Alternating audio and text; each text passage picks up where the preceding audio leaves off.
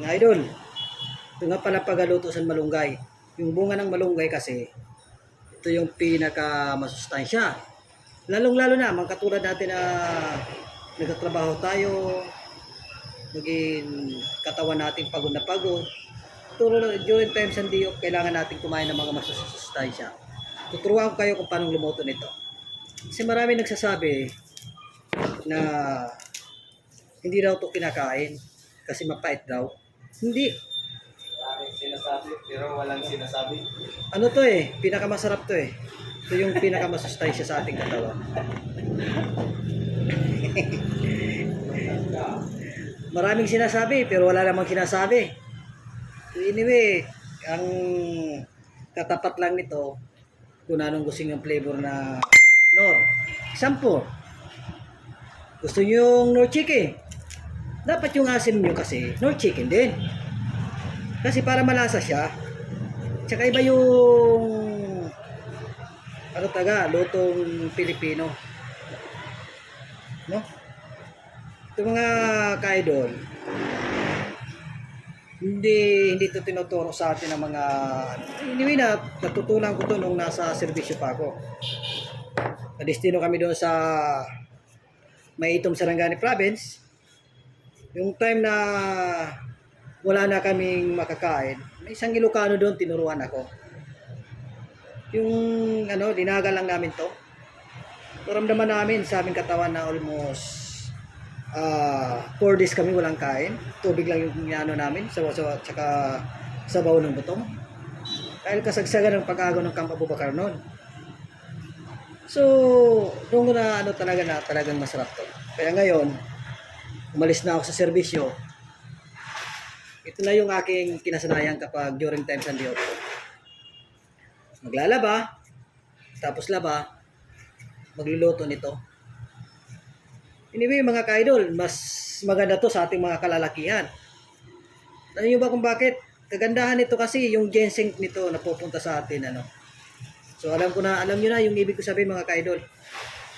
Saka mas magaling to.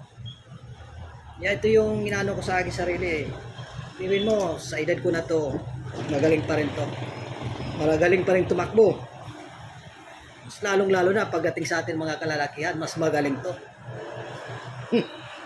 Kaya mga ka-idol, dito na tayo. Subukan natin.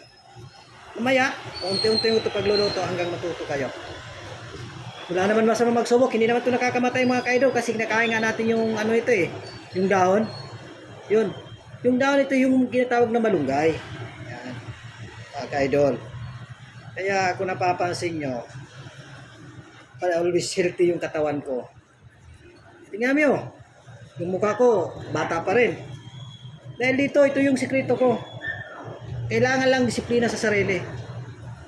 Kapag ikaw naninigarilyo ka, pag naninigarilyo ka kasi, yung mga nicotine, dito natitira yan sa ating mga lalamunan. Saka yung sinisira yung aming health ng katawan. Dito lang yung mga katip ko, mga kasigarilyo. No? Kapag may panahon kayo, kumain kayo nito. Try nyo maglaga nito. Kahit lagayin nyo lang, bitchin, magic sarap, tutangan nyo yung kahit anong asim. Okay na to. Mararamdaman nyo yung mga pagbabago ng katawan nyo at paghihinga nyo. At nakakaantok mga kasigarilyo. Kaya, ito na. Bibili tayo ng kung ano-ano dyan. Ito yung pinaka-native na pagluluto. Yung sinasabi ko nga sa inyo. Dapat maging healthy yung katawan natin. Dahil yung katawan natin, yung inaasahan ng ating pamilya. Kalab yan, alright? Live o video lang? Video lang yan kasi ko yan eh. Mga ka-idol, ano lang tayo. Ito, kasimple-simple sa paggagawa nito, kasimple-simple sa pagtatanggal ng balat. Anyway, hindi naman ito kinakain. Kala nyo lahat ito kinakain. Hindi. Kapag kumain kayo nito, dapat kumakamay lang kayo. Kasi hindi nyo mapipilang sarap yan kapag nagkakutsara kayo tinidor. Iwasan nyo yung feeling mga rates na wala naman. Anyway nga, kung doon ako nagtatrabaho kay Pacquiao, Jensen, maniwala kayo sa hindi. Ito yung kinakain ni Pacquiao. during time sa laban niya. At saka yung giniling na mais. Ito yung kinakain niya. Before fight ha. Before fight. Doon ko rin natuto talaga eh. Talaga doon sa Ginsan, sa Mindanao. Lahat ng mga nitibo doon.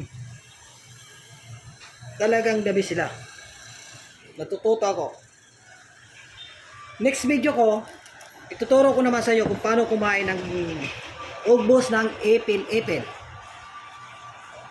Kung alam yung ipil-ipil, tawag nun sa Masbate is palupino. Yan.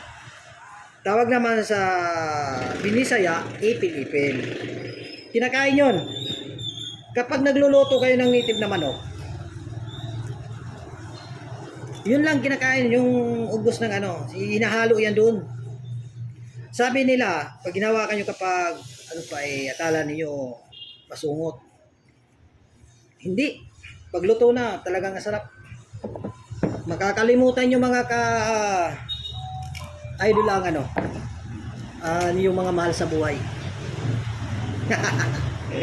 Bes, baka marami magsilo magalit yan na tinuturuan ko yung mga ka-idol ko na kung paano magano, yung mga housewife nila. Wag. Kasi tinuturo ko lang to mga ka-idol sa mga kapwa ko na mga barako. Ito naman talaga totally yung kailangan. Lalong-lalo na yung hindi nakakaanak. How many years na kayo nagsasama? Subukan nyo. Kumain ito. Alam niyo mga ka-idol, advisable to ng mga doktor.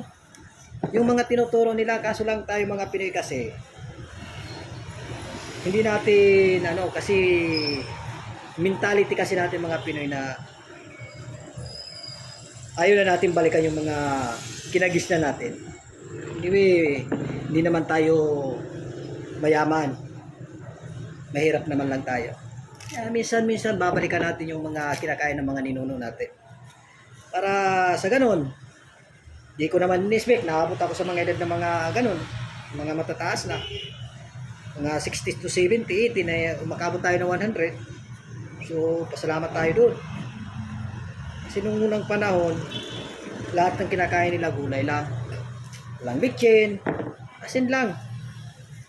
Kaya, kung napapansin nyo, sa kaya panahonan ngayon, naabutan na nila yung 2025. Yung mga sikreto dyan, mga ka-idol. Simpleng pagbalat, simpleng pagkain. So, anyway, next video tayo ha. Katok muna tayo.